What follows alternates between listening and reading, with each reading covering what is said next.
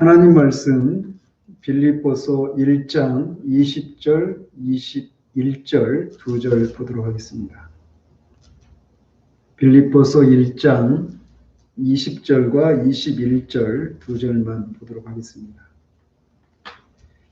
같이 읽겠습니다. 나의 간절한 기대와 소망을 따라 아무 일에든지 부끄러워하지 아니하고 지금도 전과 같이 온전히 담대하여 살든지 죽든지 내 몸에서 그리스도가 존귀하게 되게 하려 하느니 이는 내게 사는 것이 그리스도니 죽는 것도 유익함이라. 아멘. 지난주에는 12절에서 19절을 통해서 사도 바울이 도무지 기뻐할 수도 없는 그런 고난 가운데서도 어떻게 세상에 줄 수 없는 평강과 기쁨을 누렸는지, 그 삶의 비결이 무엇인지에 대해서 살펴보았습니다. 그것은 세 가지를 말씀드렸는데, 그런 상황 속에서도 하나님에 대해서 바른 관계를 유지했다라고 말씀드렸습니다. 즉 하나님의 사랑에 대해서 의심하지 않았다는 거죠. 그리고 모든 상황을 그리스도와의 관계 속에서 바라보았습니다. 내가 힘들다, 내가 어렵다, 외롭다 이게 아니라 그리스도와의 관계 속에서 자신이 처한 상황들을 바라보았다는 거예요. 그래서 그것을 통해서 어떻게 하든지 그리스도께서 존귀하게 되기만을 바라는, 모든 것을 그리스도의 복음이 전파되고 그리스도 나라가 확장되고 하는 이런 자신이 처한 상황을 그리스도와 관련시켜서 생각하는 개인의 관점에서 바라본 것이 아니라 그리스도의 관점에서 바라보았다라고 말씀드렸습니다. 그리고 세 번째로는 절망 속에서도 하나님의 섭리를 발견했기 때문이라고 말씀드렸습니다. 복음이 전파될 수 없는 그런 상황이었습니다. 겉으로 보면. 그래서 절망할 수밖에 없었는데 오히려 그 상황 속에서 복음이 전파되는 그런 하나님의 섭리를 발견하는 것을 통해 그는 그 속에서 기뻐할 수 있었다라고 말씀드렸습니다. 바울은 계속해서 20절에서 자신에게는 간절한 기대와 소망이 있다라고 말합니다. 그러면서 그 간절한 기대와 소망이 뭐냐? 한마디로 말하면 자신이 죽든지 살든지 자신의 몸에서 그리스도가 존귀하게 되는 것이다 라고 말을 합니다. 그는 지금 황제의 재판을 앞두고 감옥에 갇혀 있는 상황입니다. 그리고 그 재판에서 그가 어떤 판결을 받을지 모릅니다. 그가 살든지 죽든지 이런 말을 하는 것을 보면 그는 죽을 수도 있는 그런 상황이었죠. 사형 선고를 받고 죽을 수도 있었고 아니면 무죄로 풀려날 수도 있는 그런 상황이었습니다. 그런데 그에게는 자신이 사느냐 죽느냐는 그렇게 중요한 문제가 아니라고 말하고 있습니다. 그의 소망은 그가 무죄 선고를 받아서 살아남아서 앞으로 수십 년을 더 살게 되든지 아니면 사형 선고를 받아서 거기에서 죽게 되든지 그 어떤 결과가 자신에게 임하게 되든지 한 가지 기대와 소망밖에 없다라고 말을 하는 거예요. 자신의 몸에서 그리스도가 존귀하게 되기만 한다면 내가 죽어도 좋고 살아도 좋다라고 말을 해요. 심지어는 21절에서는 죽는 것도 유익하다라고 말을 합니다. 그러면서 그는 그 과정에서 자신이 어떤 일에든지 부끄러워하지 아니하고 전에 그 벨릭스 총독이나 아그리빠 왕 앞에서 그리스도의 복음을 변명하고 변호했던 것처럼 황제 앞에서도 그렇게 담대하게 복음을 변호하고 선포할 수 있게 되기를, 그것을 통해서 그리스도를 존귀하게 할 수만 있다라면 어떤 결과가 자신에게 임하든지 자신은 만족한다라고 말을 하는 겁니다. 그는 자신의 삶의 안위에 그렇게 큰 관심을 두고 있지 않습니다.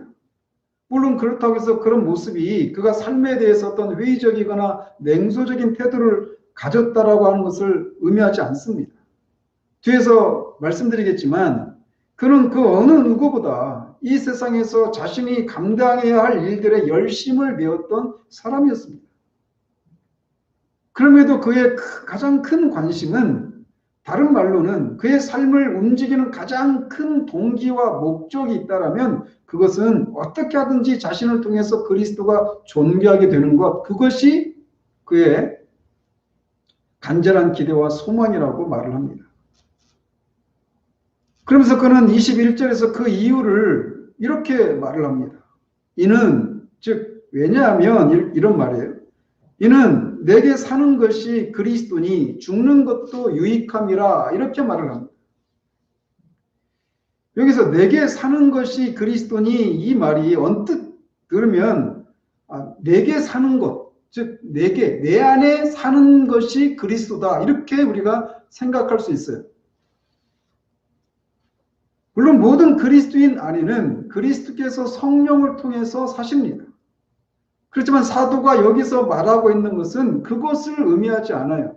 내 안에 사는 이 그리스도니 이 갈라디아서 2장 20절에서 말하고 있는 그것을 말하고 있는 게 아니에요. 내게 사는 것이 그리스도니 이 말을 영어는 이렇게 되어 있습니다. To live is Christ. 즉 사는 것은 그리스도다 이렇게 말을 하는 거예요. 다른 말로 나한테 있어서 사는 것이란 산다고 하는 것이란 삶이란 그리스도다 이렇게 말을 하고 있는 거예요. 따라서 사도는 여기에서 우리에게 매우 진지한 의미를 던져주고 있는 겁니다. 사도 바울은 자신에게 있어서 사람이 산다고 하는 것이란 삶이라고 하는 것은 인생이라고 하는 것은 그리스도다 이렇게 답을 하고 있는 거예요. 여러분은 산다는 것이 무엇을 의미합니까? 이것은 여러 가지로 바꿔서 질문할 수 있어요. 예를 들면 여러분은 왜 사십니까? 이렇게도 물을 수 있어요. 그 질문의 사도는 나에게 있어서 삶의 목적은 그리스도다 이렇게 대답하고 있는 셈이죠. 산다는 것이 무엇입니까? 우리가 신앙인이든 신앙인이 아니든 많은 사람들이 모든 사람은 아닙니다. 안타깝게도. 근데 많은 사람들은 산다는 게 뭐지? 이런 질문들을 진지한 사람들은 오랜 기간 갖고 나름대로의 답을 찾아가려고 합니다. 어쨌든 진지하든 진지하지 않은 사람이든 한 번씩이라도 간헐적으로라도 산다는 게 도대체 뭐지? 나는 왜 살지? 나에게 있어서 삶의 목적은 무엇이지? 이런 질문들을 한단 말이죠. 인생의 목적이 뭐지?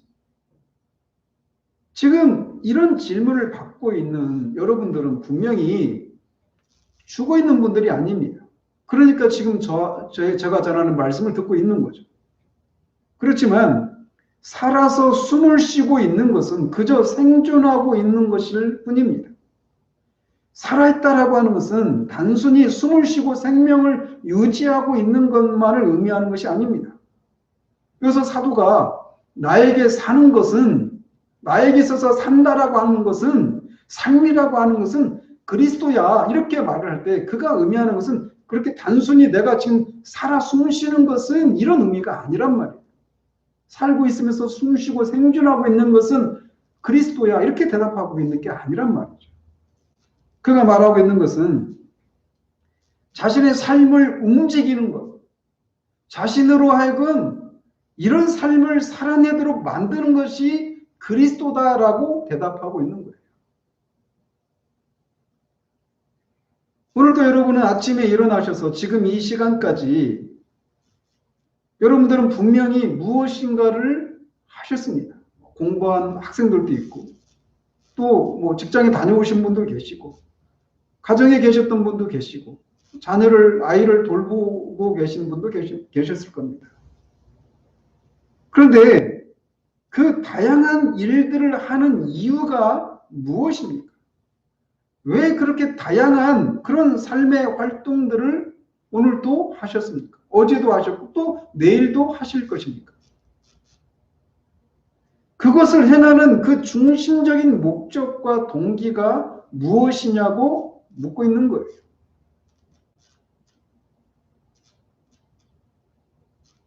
질문들에 대해서 많은 사람들은 왜 사는지에 대해서, 자신의 삶의 목적이 무엇인지에 대해서 거의 질문을 하지 않은 채 살아가는 사람들이 많습니다. 한 번밖에 없는 인생인데 왜 사는지에 대해서 진지한 질문을 던지지 않고 그냥 삶이 내게 와서 부딪히니까 그냥 사는 거지. 사는 게 그냥 사는 거지. 이런 식으로 생각하면서, 아니, 그런 생각조차 하지 않은 채 그냥 아침에 일어나서 늘 정해진 그런 삶의 방식을 따라, 삶의 모양을 따라서 그냥 살아가요. 많은 경우에 그래요. 모두는 아니지만 말이죠. 그런데 나름대로 현 시대의 사람들뿐만 아니라 이 인류가 존재한 이후로 다양한 삶의 이런 질문들에 대해서 다양한 대답을 인류는 해왔습니다. 그리고 이게 어떤 시대를 흘러가면서 자꾸 바뀌는 것이 아니라 이런 사람들이 언제나 동시에 존재했어요. 그래서 사람들이 왜 사느냐, 무엇을 위해서 사느냐, 어떤 것을 목적으로 삶을 살아가느냐라고 물을 때 많은 경우에 어떤 사람들이 이렇게 대답합니다. 즉, 인생을 사는 목적은 쾌락을 누리기 위해서야 라고 말을 해요. 인생을 사는 목적은 재미를 누리기 위해서다라고 말을 합니다. 우리가 쾌락이라고 말하면 어떤 성적인 쾌락, 마약 중독, 알코올 중독 이런 것만을 떠올리기 쉬운데 여기서 말하는 쾌락이라고 하는 것은 어떤 그런 성 중독, 마약 중독 이런 어떤 중독성이 있는 이런 것만 쾌락을 의미하는 게 아니에요. 한마디로 말하면 재미를 위해서 사는 겁니다. 재미있게 사는 거. 인생이 뭐냐라고 물으면 그거야 재미있게 사는 거지 이렇게 대답하는 거예요. 그 재미를 줄 수 있는 것이 술일 수도 있고 어떤 야망일 수도 있고 어떤 성취일 수도 있고 성적인 어떤 그런 만족일 수도 있고 다양하죠. 그런데 한마디로 말하면 모양은 여러 가지지만 한마디로 재미를 위해서 사는 거예요. 재미가 없으면 인생도 재미없는 거예요. 살 의미가 없는 거예요. 외국인들이 우리나라에서 살고 싶은 여러 가지 이유가 있는데 그 중에 하나가 뭐냐면 재밌는 것이 많아서 이렇게 대답합니다. 그래서 많은 사람들이 재미있게 사는 것, 그것이 인생의 목적이다 이렇게 말을 해요. 또 어떤 사람들은 이것에 대해서 정반대로 금욕주의적인 그런 인생관을 가진 사람도 있습니다. 그래서 인생이라고 하는 것은 늘 어떤 어려움과 고난이 닥치기 마련이다. 그것을 받아들이면서 그것에 꿋꿋이 맞서서 싸우는 거예요. 그래서 그들의 인생관은 뭐냐? 인간이 된다라고 하는 것은 투쟁가가 되는 것이에요. 제가 종종 이런 표현을 쓰죠. 인간이 된다라고 하는 것은 투쟁가가 되는 거예요. 그냥 어떤 어려움이 우리에게 닥친 것은 그냥 너무 당연한 것인데 그 어려움이 닥칠 때 그냥 그 어려움 앞에서 주저앉는 것이 아니라 남자답게 일어서서 강건하게 맞서서 그것을 뚫고 난관을 뚫고 헤쳐나가는 인생에 대해서 그렇게 맞서는 그래서 감정에 휘둘리지 않는 그런 삶을 살아가는 것이 인생이야 라고 하는 생각을 갖는 사람들이 있어요. 사도 당시에도 스토아파들이 그런 생각들을 가졌죠. 어떤 면에서 보면 그런 시각들은 굉장히 남자답고 굉장히 삶을 굉장히 이렇게 용기 있게 살아가는 그런 면에서 어떤 가치가 있죠. 또 다른 사람들은 어떤 잘못된 신비주의적인 그런 생각을 가진 신비주의적인 인생관을 가진 사람이 있습니다. 기독교적인 신비주의가 따로 있어요. 기독교는 신비 자체입니다. 영이신 하나님과의 관계의 회복. 이게 기독교 핵심인데 그 자체로 신비죠. 하나님이 천지를 창조하시고 하나님이 우리 인간과 언약을 맺으시고 하나님과 그 관계가 깨져서 그리스도를 통해서 하나님의 아들이 이 땅에 오셔서 하나님의 아들을 통해 하나님과의 관계가 회복되어지고 하나님과 교제를 나누는 것, 이 자체가 다 신비죠. 우리가 거듭나는 것, 다 신비입니다. 하나님의 섭리, 작정 다 신비예요. 그런데 잘못된 신비주의가 있어요. 그들의 관점은 뭐냐? 인생의 고통을 겪는 고난이 있는 것은 너무 당연하다는 것이죠. 그래서 그들이 추구하는 인생은 뭐냐? 그런 고통에서 벗어나는 것을 목표로 해요. 근데 그 고통이 어디로부터 오느냐? 육체로부터 온다라는 거죠. 그래서 육체를 압박하고 절제하고 한 이런 것을 통해서 이 육체를 극복하기 위해서 대부분의 시간을 보내는 것에서 인생의 목적을 찾는 그런 부류의 사람들이 있습니다. 또 어떤 사람들은 이것도 저것도 아니에요. 지극히 냉소적이고 회의주의적인 또는 염세주의적인 그런 인생관을 가진 사람들도 있습니다. 모든 것이 다 끝이 있다라는 거죠. 그래서 아무리 큰 업적을 쌓아도 아무리 큰 쾌락을 누리고 사람들의 칭찬을 들은 그런 인생을 살아도 시간이 지나면 아무도 그를 기억하지 않고 아무것도 남지 않는다. 어떤 부를 쌓아도 그걸 가져가는 게 아니다. 그래서 모든 것이 전도서 기자가 처음에 앞부분에서 고백하고 있는 것이 고백하고 있듯이 모든 것이 다 헛될 뿐이다. 그런 삶의 결과는 어디로 이어지느냐? 처음에 그 쾌락주의적인 인생관으로 이어져 있어요. 맞닿아 있습니다. 두 가지. 그래서 늘 순간을 살 뿐이에요.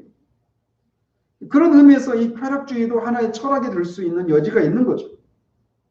그래서 삶은 이렇게 결국은 다 끝난다라는 거예요. 의인이나 악인이나 부자나 가난한 자나 많이 배운 사람이나 배우지 못한 사람이나 다 죽음이라고 하는 것을 통해서 다 평준화가 되어버린다는 거죠.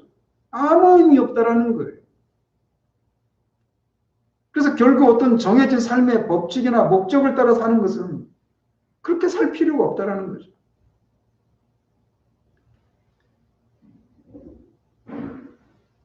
아무 의미가 없어요, 삶이. 그런 인생관을 가진 사람들이 있습니다. 그렇지만 대부분의 평범한 사람들은 인생의 목적이 자신의 가족이라고 말하는 사람들이 있습니다. 어떤 사람들은 어떤 직장이나 일, 이런 것이 자신이 살아가는 이유라고 말을 하는 사람들이 있어요. 오늘날 소확행이라고 하는 그런 말들이 유행했잖아요. 작지만 확실한 행복. 일상에서 아주 큰 것들이 아니라 아주 작고 일상적인 아주 작은 이런 것들 속에서 확실한 행복을 누리는 것. 이런 것들을 사람들이 추구합니다. 이번 코로나 사태에서 사람들이 그런 얘기를 하잖아요. 돈보다 가족이 중요하다. 중요하죠. 굉장히 중요합니다. 그런데 문제는 이런 것들을 잃어버리면 모든 것이 끝나버린 것처럼 생각한다는 거죠. 그런데 어쨌든 대부분의 사람들은 이렇게 어떤 가족이나 직장이나 일이나 어떤 작지만 확실한 행복을 가져다주는 그런 소소한 것들, 이런 것들 속에서 어떤 인생의 의미를 찾으려고 하는 사람들이 있어요. 또 어떤 사람들은 조금은 깨이거나 조금은 어떤 개인주의적인 그런 그 삶의 영역에서 벗어나서 좀 더 공적인 일들, 이 사회를 개혁하고 변화시키고 좀 더 나은 세상으로 만들려고 하는 그런 것들 속에서 자신의 인생의 목적을 찾으려고 하는 사람들이 있습니다. 에머슨이 말했던 것처럼 자신이 자기가 이 세상에 들어왔을 때보다 자기가 떠날 때는 좀 더 나은 세상으로 만들고 떠나는 것, 이게 인생의 목적이다라고 말하는 그런 사람들도 있어요.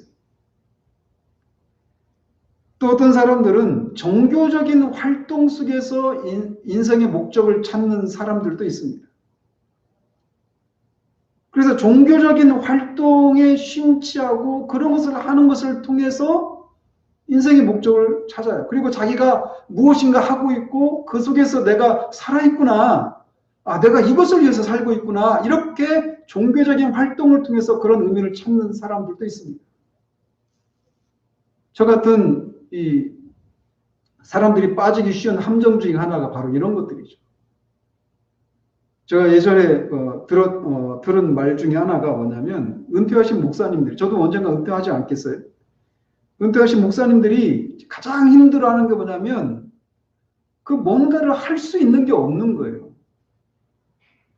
그러니까 늘 설교하고 성경 공부하고 신방하고 이런 일들을 하다가 그런 일들을 이제 못하면 막 말할 수 없이 힘들어 하신다라는 거죠.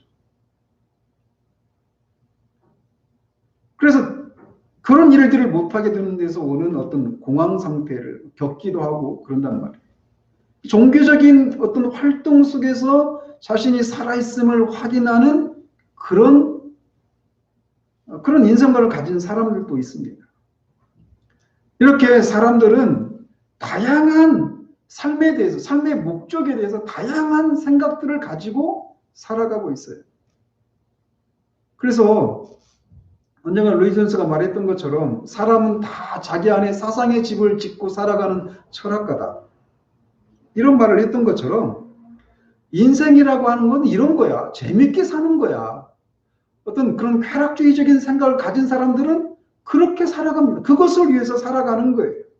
다 자기가 가지고 있는 어떤 인생관에 따라서 삶을 지탱하고 유지하고 살아가는 거죠. 그런데 사도는 지금 나에게 있어서 삶이란 그리스도다. 이렇게 말을 하고 있는 거예요.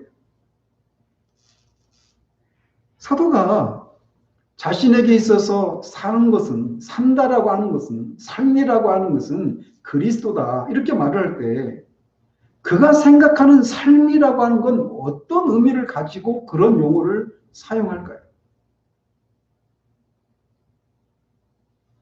즉, 그에게 있어서 삶이란 그리스도다. 이렇게 말할 때 그가 의미하는 삶은 어떤 의미를 갖는 것인가? 이거를 생각해 보자는 거죠. 먼저 그가 나에게 있어서 삶이라고 하는 것은, 나에게 있어서 산다라고 하는 것은 그리스도다. 그리스도가 나의 전부다. 이렇게 말하고 있는 셈이에요. 즉 그에게 있어서 삶이라고 하는, 그가 삶은 그리스도다. 이렇게 말하고 있을 때 그가 의미하는 첫 번째는 뭐냐면 그것은 그 그리스도를 그가 사랑한다라고 하는 말을 하고 있는 겁니다. 삶이라고 하는 것은 무엇인가를, 누군가를 사랑하는 거예요. 그래서 그의 삶에 있어서 가장 가치가 있고 가장 소중한 것. 그래서 그것이 없이는 그에게 살 이유도 없고 목적도 없는 그 무엇. 그래서 온통 그것에 의해서 자신의 삶이 지배를 받는 것. 그것이 삶이라고 할 수 있단 말이죠. 그래서 앞에서 말씀드린 것처럼 쾌락이, 재미가 인생의 목적인 사람은 지금과 같은 상황을 못 견디하는 거예요. 코로나 이 사태로 인해서 모든 스포츠 활동, 여가 활동 다 못하고 있잖아요. 우리나라는 그래도 어느 정도 하지만 유럽이나 미국 같은 경우는 완전히 그게 중단된 상태잖아요. 이렇게 자신의 삶을 움직이고 그것이 가장 소중하고 그것이 없으면 자신의 삶을 지탱해 나갈 수 없는 그 무엇, 그것이 사도에게 있어서는 그리스도다. 이렇게 말을 하고 있단 말이죠. 그리스도가 자신에게는 가장 소중하고 귀한 분이시고 그리스도가 없으면 살아가야 할 이유나 목적도 없고 그리스도가 온통 자신의 삶을 지배하시는 분이라고 말을 하고 있는 거예요. 이렇게 삶이란 무엇인가를 사랑하고 그것에 의해서 삶이 지배를 받게 하는 것을 의미합니다. 그런데 바로 그 대상이 뭐냐? 그리스도다. 이렇게 대답을 하고 있는 거예요. 또 사도가 삶이 그리스도다라고 하는 말을 통해서 그가 말하고 있는 것은 삶이란 무엇인가를 사랑하는 것이다. 이런 걸 의미할 뿐만 아니라 그 무엇인가를 생각하고 그것에 관심을 갖게 하는 것을 의미한다라고 말을 하고 있는 겁니다. 삶이란 그런 거잖아요. 무엇인가를 생각하고 무엇을 사랑한다라고 하는 것은 그 대상에 대해서 생각하고 그 대상에 대해서 관심을 갖고 있는 것이 사랑하는 거예요. 그 사랑하는 것, 그것을 통해서 삶이 유지되고 지탱이 된단 말이죠. 그런데 사도가 내게 있어서 삶이라고 하는 것은 그리스도야 이렇게 말할 때 그것이 의미하는 두 번째는 그리스도가 그의 생각과 그의 관심을 온통 사로잡고 있는 것이야 라고 말하고 있는 셈이 되는 겁니다. 사랑의 특징은 항상 사랑하는 대상을 향해서 생각이 흘러가게 되어 있어요.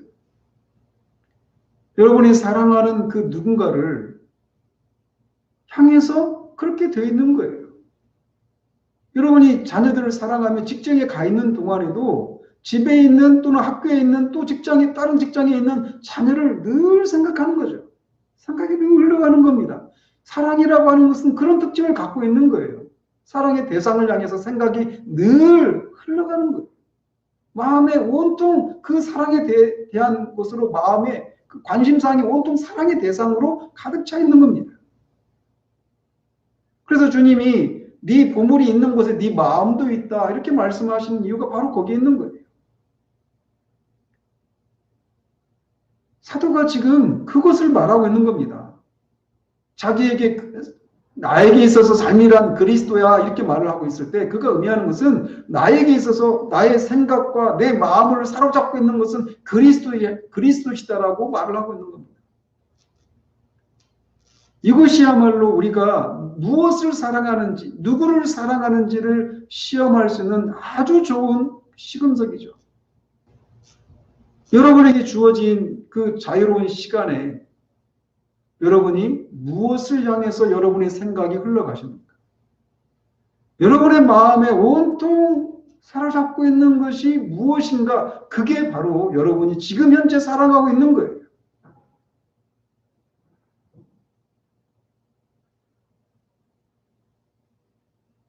또한 삶이라고 하는 것은 이렇게 사랑하는 대상을 항상 생각할 뿐만 아니라 그 대상에 대해서 어떤 느낌이나 감정을 가지는 것도 포함됩니다. 우리가 사랑하는 대상에 대해서 아무런 느낌이나 감정이 없다라고 하는 것은 있을 수가 없죠. 당연하죠. 따라서 사도가 나에게 있어서 삶이라고 하는 것은 그리스도다 이 말하고 있는 것은 그가 그리스도에게 사랑의 감정을 느끼고 그를 갈망하고 있다라고 하는 것을 의미하기도 합니다. 사랑은 그런 특징을 갖고 있는 거예요. 또한 삶이란 사랑하는 대상에 대해서 어떤 느낌이나 감정을 가지는 것에 그치는 것이 아니라 그 대상을 위해서 무엇인가를 하는 것으로 나타납니다.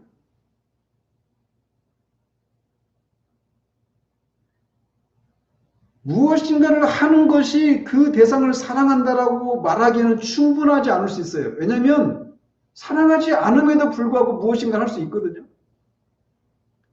그러나 그가 누군가를 무엇인가를 사랑한다면 그는 그 사랑하는 대상을 향해서 무엇인가를 반드시 하게 되어 있습니다. 재미가 인생의 목적이라면 그 재미를 추구하기 위해서 무엇인가를 하는 거예요. 밖에서 어떤 스포츠 활동을, 여가 활동을 못하면 집 안에서라도 뭔가를 찾아내죠. 그런 것처럼 사랑하는 대상을 향해서 무엇인가를 한단 말이죠. 그런데 사도는 나에게 있어서 삶이란 그리스도야 이렇게 말을 하고 있어서 그 말이 의미하는 것 중에 하나가 뭐냐? 그는 그리스도를 위해서 무엇인가를 한다라고 말하고 있는 거라는 거죠.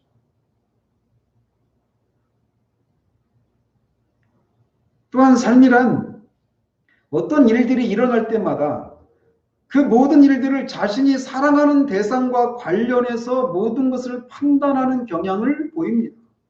여러분이 여러분의 자녀를 또는 가족들을 사랑하신다라면 여러분에게 일어난 어떤 일들 때문에 이 일들이 내 사랑하는 가족이, 내 사랑하는 자녀가, 남편이, 아내가, 부모가 어떤 영향을 받을지 이것을 생각하죠. 모든 것을 사랑하는 대상과 관련해서 여러분에게 일어나는 모든 일들을 그렇게 생각하고 관련해서 판단하고 생각하는 거예요. 그런 면에서 사도가 지난주에 살핀 대로 자신에게 일어난 모든 일들을 그리스도와의 관계 속에서 살피고 있는 겁니다. 내가 이렇게 감옥에 갇혀 있다.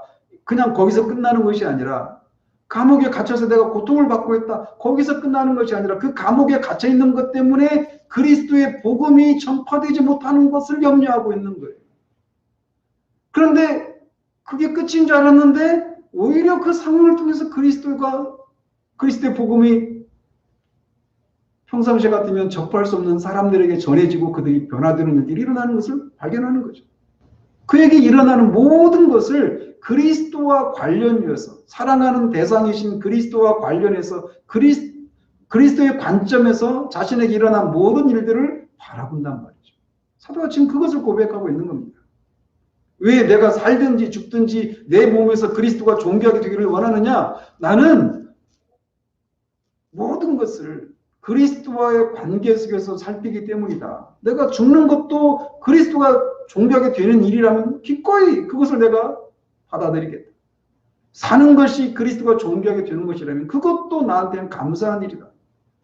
살든지 죽든지 어떻게 하든지 그리스도가 존귀하게 된다면 난 그것으로 만족한다 라고 하는 태도를 가지는 이유가 뭐냐면 바로 여기서 나오는 거예요. 삶이란, 그에게 있어서 삶이라고 하는 것은 그리스도이시기 때문에 모든 것을 그리스도와 관련해서 생각하는 그런 관점을 갖고 있기 때문에 그런 고백을 하고 있는 겁니다. 또한 삶이라고 하는 것은 사랑하는 대상에게서 만족과 행복을 느끼는 것을 의미하는 겁니다. 왜 재미를 추구합니까? 그 속에서 만족을 느끼니까 그러는 거예요. 왜 그렇게 금욕주의적인 그런 삶을 살아갑니까? 다른 사람들 그 어려움 앞에서 다 좌절하고 그냥 무릎을 꿇고 마는데 왜 그 삶을 남자답게 투사답게 그렇게 맞서서 뚫고 지나가려고 합니까? 그런 삶을 통해서 얻어내는 그 성취 속에서 만족을 누리기 때문에 그러는 거예요. 만족이 없으면 그 삶 자체에서 만족을 누리든지 아니면 그런 삶을 통과했을 때 얻게 되는 어떤 사람들의 칭찬과 어떤 자기 만족, 성취감, 어떤 이런 나름대로 어떤 만족이 있기 때문에 그런 삶을 살아가는 거죠. 마찬가지로 사도는 그리스도가 자신에게 만족과 행복을 가져다주는 존재이기 때문에 내게 있어서 산다라고 하는 것은 그리스도다. 이렇게 대답을 하고 있는 거예요. 이처럼 그리스도는 사도의 삶을 움직이는 원동력이요 목적이었습니다.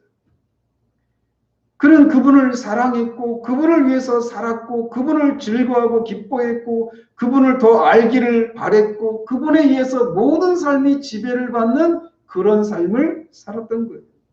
그를 둘러싸고 일어나는 모든 일들을 그리스도와의 관계 속에서 바라보고 판단했고 그것이 어떤 일이든지 그리고 그 일을 통해서 자신이 어떻게 되든지 그리스도가 존귀하게 되는 것 속에서 자신의 삶의 이유와 존재의 목적을 찾았던 것입니다. 그래서 그는 내게 있어서 삶이란 그리스도야 라고 말을 하고 있는 거예요. 바로 여기에서 삶이 무엇이라고 생각하느냐에 따라 그리스도인과 비그리스도인이 나뉘는 겁니다. 그리스도가 나의 생각과 감정과 여러 가지 활동과 사랑의 대상이고 나에게 일어나는 모든 것은 그리스도의 관계 속에서 바라보고 판단하는 것, 바로 그것이 삶에 대한 그리스도인의 관점인 거예요. 그리스도인은 말 그대로 그리스도인이 그리스도를 떠나서 생각할 수 없는 존재, 그게 바로 그리스도인입니다.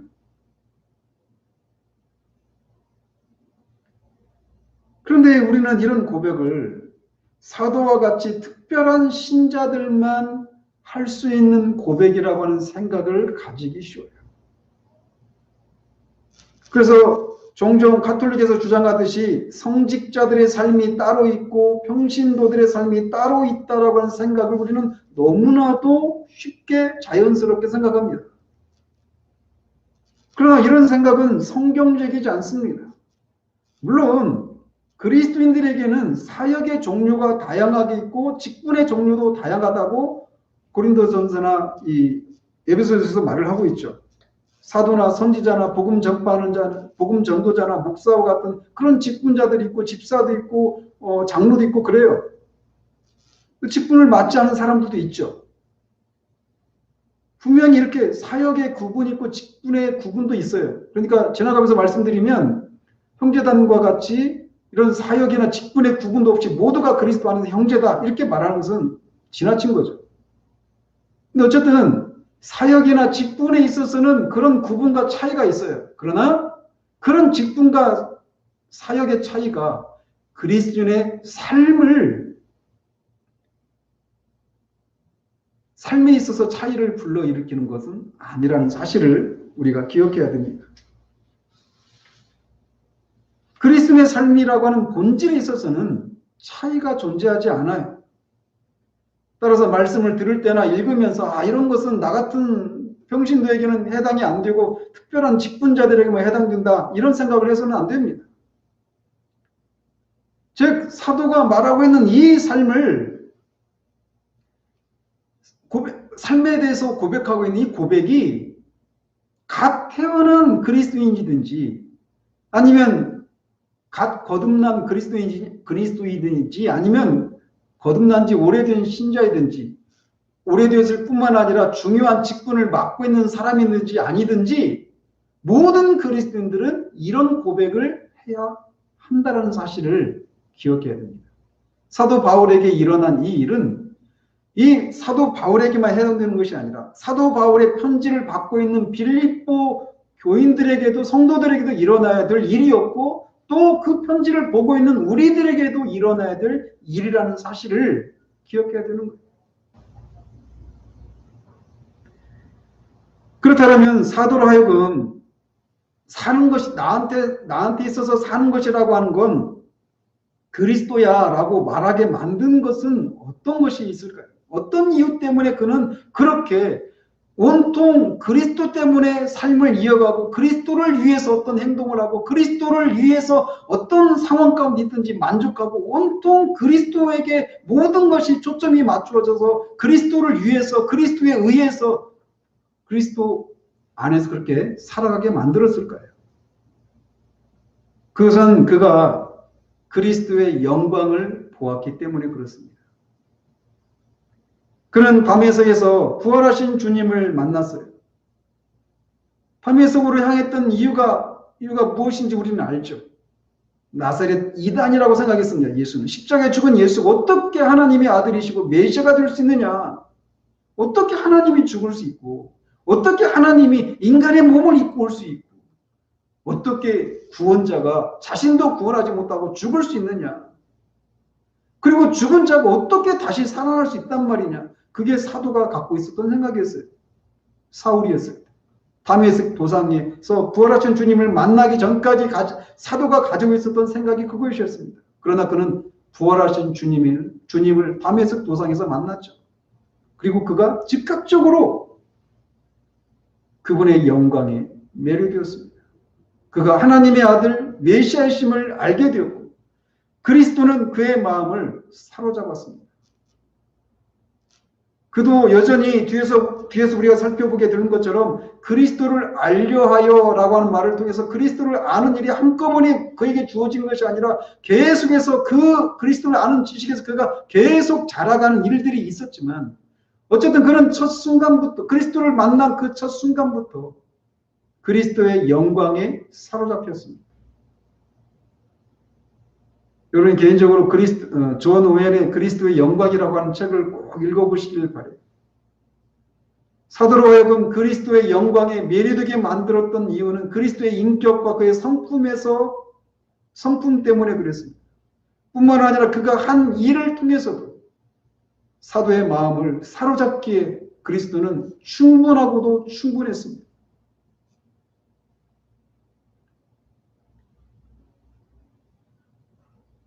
그는 이렇게 다메섹 도상에서 부활하신 주님의 그 영광을 목도했고 그 영광에 사로잡혔기 때문입니다. 그 그리스도에게 온통 마음을 빼앗기고 그를 사랑했고 그를 향한 사랑이 그의 삶을 움직였고 그를 위해서 어떤 상황 가운데 있든지 상관하지 않을 정도의 그런 삶을 살게 되었던 겁니다. 이런 얘기를 하면 여러분들 중에 어떤 분들은 나도 부활하신 주님을 내가 정말 만난다면 나도 사도처럼 그런 삶을 살 텐데 이런 생각을 하죠. 근데 아십니까? 주님이 부활하셨다라고 했을 때 부활하신 그날 저녁에 제자들에게 나타나셨죠. 근데 그때 도마는 없었습니다. 다음날 와서야 부활하신 주님이 다녀가신 다음날 주님이 부활하셨다는 얘기를 했을 때 도마가 그렇게 말했잖아요. 내가 내 눈으로 직접 보기 전까지는, 내 손으로 그 상처를 만져보기 전까지는 주님이 부활했다는 사실을 믿을 수가 없다. 그리고 우리가 도마의 부활절이라고 부르는 그 주일에 또 주님이 오셨죠. 그때도 도마가 있었죠. 그때 주님이 도마에게 이렇게 말씀하셨어요. 너는 본고로 믿느냐? 보지 못하고 믿는 자가 더 복되다라고 말이죠. 보지 못하고 믿는 자가 더 복되다라고 말합니다. 부활하신 주님을 본 도마보다 보지 못하고 믿는 자들이 더 복되다라고 말씀하셔요. 그리고 실제로 사도 베드로가 그의 첫 번째 편지를 보낸 그 성도들에게 이렇게 말을 합니다. 예수를 너희가 보지 못하였으나 그를 사랑하는도다. 말할 수 없는 영광스러운 즐거움으로 기뻐하니라고 말을 해요. 그 편지를 받고 있는 이 성도들은 그리스도를 보지 못했습니다. 그럼에도 불구하고 사랑했습니다. 그리스도가 그들에게 삶이었어요. 그들에게 가능한 일은 우리에게도 가능한 것이죠. 우리는 믿음의 눈으로 그리스도를 봅니다. 직접 사도 바울과 같이 그렇게 육신의 눈으로 보지 못하지만 또 주님은 그렇게 나타나시지 않아요, 이제. 그러나 우리가 믿음의 눈으로 그리스도를 보게 되었을 때 우리는 그리스도의 인격에 나타난 그 영광스러움, 한 인격 안에 신성과 인성이 연합을 이루고 있는 그 영광스러움을 보고 또 그분이 이 땅에 오셔서 하신 여러 가지 일들을 통해 그분이 행하신 일들과 그 일들을 통해 드러난 그분의 성품을 보면서 우리는 그분의 영광에 매료가 됩니다. 저와 여러분들과 같은 죄인들을 포기하지 않고 사랑하시는 그분의 사랑에 우리가 매료됩니다. 사도 바울 또한 그리스도의 영광에 그렇게 매료되었기 때문에 그에게 있어서 삶이란 그리스도다 이렇게 말을 했던 겁니다. 뿐만 아니라 사도는 그에게 있어서 삶이라고 하는 것은 그리스도다 이렇게 말했던 이유가 있다면 그는 그리스도가 없으면 삶이 아무런 의미도 목적도 없다라고 하는 것을 알았기 때문입니다. 그는 뒤에서 고백하듯이 그리스도를 아는 지식이 가장 고상하기 때문에 자기가 지금까지 그리스도 밖에 있었을 때 자기가 그렇게 자랑거리로 여겼던 그 모든 것들이 다 배설물과 같다라고 말을 합니다. 그리스도가 없는 부, 그리스도가 없는 건강, 그리스도가 없는 이 세상에서의 안락한 삶, 그리스도가 없는 성공, 그리스도가 없는 명예, 그리스도가 없는 어떤 사랑하는 사람과의 관계의 누림, 그리스도가 없는 것, 그 모든 것들은 아무것도 아무런 의미도 없다라고 하는 것을 알았기 때문에 그는 그렇게 그리스도가 자신에게 있어서 삶이라고 하는 것은 그리스도다 이렇게 말을 할 수 있었던 겁니다. 마지막으로 그가 그렇게 고백한 이유가 있다면 그리스도를 통해서 얻은 새로운 인생관 때문에 그렇습니다. 그가 바라보는 이 세상의 삶이라고 하는 것은 이 세상의 전부가 아니라 장차 오게 될 또는 자신이 들어가게 될 그 영광스러운 나라를 준비하는 삶이 이 세상의 삶이라고 하는 새로운 인생관을 그는 가질 수 있게 되었어요. 누구 때문에? 그리스도 때문에.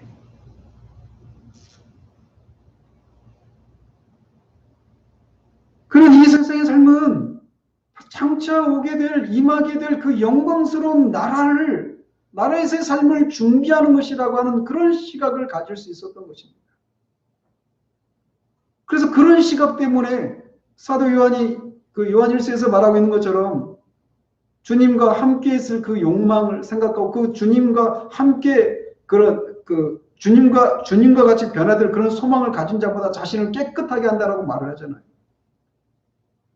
이 세상의 삶을 살아가는 이유, 내가 밥을 먹는 거, 또 내가 오늘 공부를 하는 거, 내가 죄를 짓지 않고 거룩한 삶을 살려고 하는 거, 내가 만나는 사람을 친절하게 대하고, 내가 맡은 일들에 정말 성실하게 임하고, 그 하는 모든 것들이 다 장차 임하게 될 그 영광스러운 나라를 준비하기 위한 삶이라고 하는 그런 생각을 그는 가지고 있었던 거예요.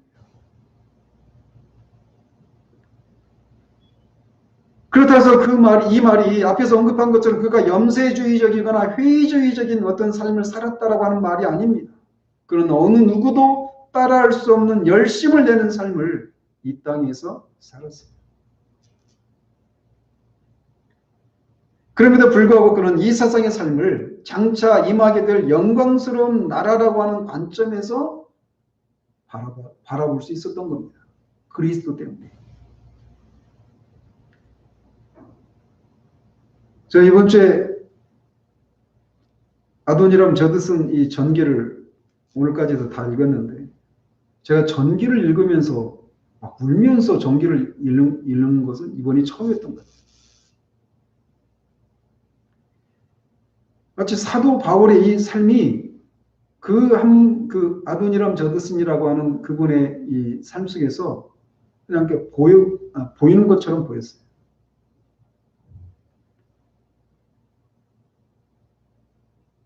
이 땅을 살아가는, 이 땅을 바라보는, 그리스도 때문에 이 땅을 바라보는 새로운 인생관이 사도에게 생겼어요. 장차 임하게 될 그 영광스러운 나라를 준비하는 것이 이 땅의 삶이다. 영원에 잇대어서 이 땅의 삶을 살았던 겁니다. 그리고 그런 삶을 살 수 있게 만들어주신 분이 그리스도이기 때문에 그에게 있어서 삶이라고 하는 건 그리스도다. 이렇게 대답을 할 수 있었던 겁니다.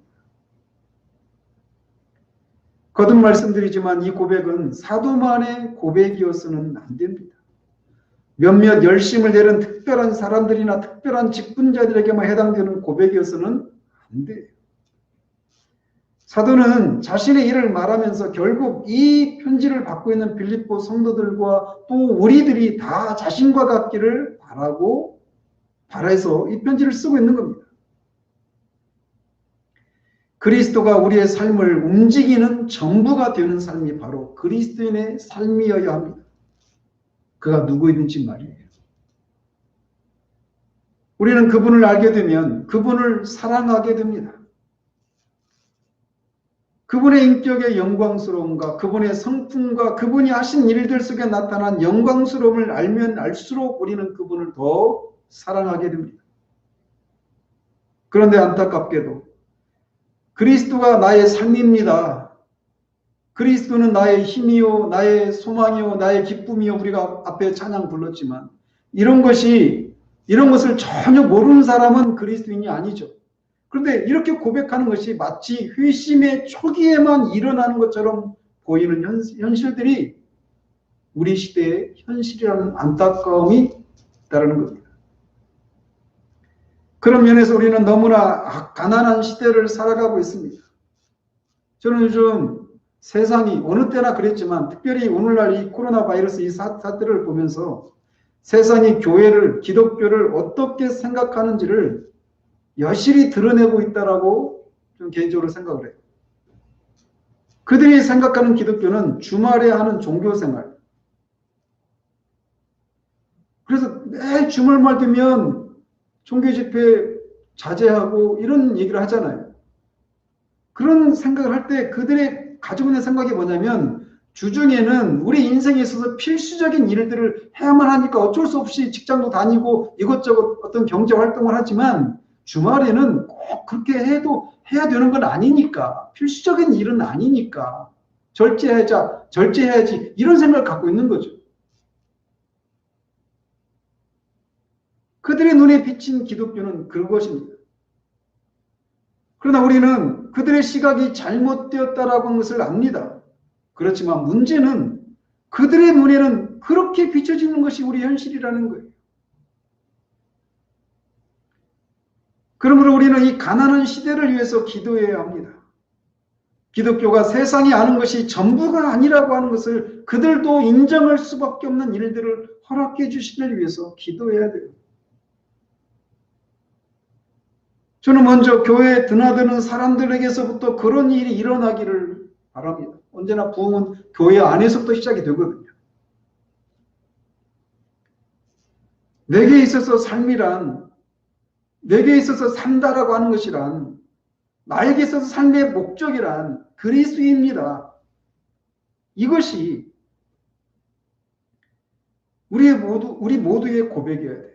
그리스도가 나의 생각과 마음과 여러 활동들을 끌어내는 동기요, 그리스도가 존귀하게 되는 것이 나의 삶의 목적이요, 그리스도를 사랑하고 그리스도를 아는 것이 가장 소중하기에 내가 주일에 구별된 장소에서 그분을 예배하고 그분이 나의 삶과 존재를 통해 높여지는 것이 나의 삶의 목적이기 때문에 내가 이 세상에서 어떻게 되는지에 대해서는 그렇게 크게 마음을 쓰지 않는다고 말할 수 있어야 돼요. 말뿐만 아니라 우리의 삶이 실제로 그런 경건의 능력들이 나타나야 한다는 말이죠. 그리고 왜 그분이 그렇게 우리의 삶이라고 말하느냐고 묻는다면 그분은 그렇게 존귀 여김을 받고 사랑을 받으시기에 합당한 영광스러운 분이시고 그분 없는 삶은 아무런 의미도 없고 그분이 나에게 장차 임하게 될 영광스러운 날에 들어갈 수 있도록 해주셨기 때문이라고 말할 수 있어야 됩니다. 그리고 그런 인상을 세상에게 줘야 돼요. 그분이 나에게 이런저런 어떤 경제적인 어려움들로 해서 건져주시고 병에서 고쳐주시고 우리는 그분이 주시는 선물이 아니라 그분 자신에게 집중해야 합니다. 그래서 그분이 나의 삶입니다. 내가 살아가는 이유입니다. 목적입니다. 말할 수 있고 또 그런 실제를 우리 개인의 삶을 통해 또 교회의 모습들을 통해 여러 가지 활동들을 통해 드러내야 되는 거예요. 이것이 그리스도가 나의 전부입니다. 이게 우리가 회심 때만 했던 고백으로만 남아있지는 않습니까? 그리스도보다 우리가 다른 것들을 향해서 다른 것들이 없는 것을 인해서 그리스도만으로 만족하지 못하고 그리스도 이외의 다른 것들 속에서 만족을 추구하고 그래서 이제는 감히 삶이 내게 있어서 삶이란 그리스도입니다. 이렇게 말할 수 없는 그런 상태 가운데 있지는 않습니까? 그렇다면 어디에 이르렀든지 우리는 정직하게 주님 앞에 우리의 상태를 고하고 어디에서 우리가 그 주님을 향한 사랑을 잃어버렸는지를 고백하고 다시 회복해야 됩니다. 사랑이 없으면 아무것도 아닙니다. 그리스도를 향한 사랑이 없으면 그리스도인이라고 말할 수가 없어요. 사도는 극한 고난 가운데 있었지만 그 속에서도 내게 있어서 사는 것은 산다라고 하는 것은 삶이란 그리스도입니다 라고 말합니다. 그 고백이 옛날 우리가 했던 고백이 아니라 현재적으로도 우리에게 유효한 그런 고백이 되어지기를 우리 주님의 이름으로 축원드립니다. 기도하겠습니다. 하나님 아버지, 우리를 용서해 주시옵소서. 사도의 고백이 내게 있어서 산다라고 하는 것은 삶의 이유는 삶의 목적은 그리스도입니다. 그 그리스도를 사랑하는 것이 내 삶을 움직이고 그리스도가 온통 내 생각과 마음을 사로잡고 있고 그리스도를 우리가 사랑하고 갈망하고 추구하며 그리스도를 위해서 내 모든 활동을 하고 있으며 내게 일어나는 모든 일들이 다 그리스도, 사랑하는 그리스도와의 관계 속에서 살피고 있으며 그리스도 안에서 내가 참된 만족을 누리고 있습니다 라고 말하는 의미에서 내게 사는 것이 그리스도다 라고 말했던 그 사도의 고백이 우리에게 현재적인 고백이 될 수 있도록 주님 은혜 베풀어 주시옵소서. 우리가 현재적으로 그런 고백을 드리고 있지 못하다라면 어디에서 우리가 넘어졌는지를 하나님 깨달을 수 있도록 도우시고 어떤 대가를 치르더라도 우리에게 마땅히 있어야 될 이 고백이 우리 고백이 되기 위해서 어떤 대가라도 치르는 그런 우리들 될 수 있도록 주님 도우시기를 원합니다. 세상이 생각하는 것이 기독교의 전부가 아닌 것을 하나님의 이 시대 가운데 하나님 드러내 주시기를 소원합니다. 우리 한 사람 한 사람이 우리 교회가 정말 하나님 그런 통로가 될 수 있도록 주님 도와주시옵소서. 그래서 세상으로 이 고통스러운 상황 가운데서 단지 그냥 옛날에 했던 것으로 돌아가는 것으로 아무런 일도 일어나지 않은 것처럼 그렇게 들어가지 않고 이 일들을 통해서 정말 그들이 참된 만족이 되실 수 있는 유일한 분이신 그리스도께로 돌아오는 그런 일들이 일어나는 그런 계기가 될 수 있도록 주님 도우시옵소서. 그런 일들의 통로로 우리 자신들이 우리 교회들이 사용되어지기를 소원하고 우리 주 예수 그리스도 이름으로 기도합니다. 아멘.